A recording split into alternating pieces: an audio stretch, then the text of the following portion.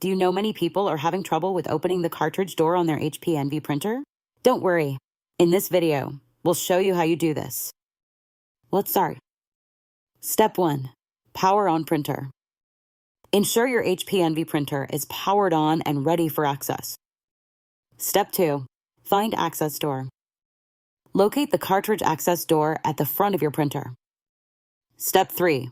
Locate groove. Feel for the groove on the left side of the front panel. Step 4. Open the door. Firmly pull the door towards you to open it. Step 5. Access cartridges. You now have access to the cartridges inside the printer. By following these steps, you should now easily access the printer cartridges. Still need help?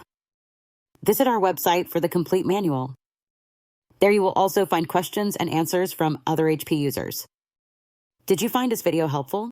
By subscribing, you help us continue to answer users' questions.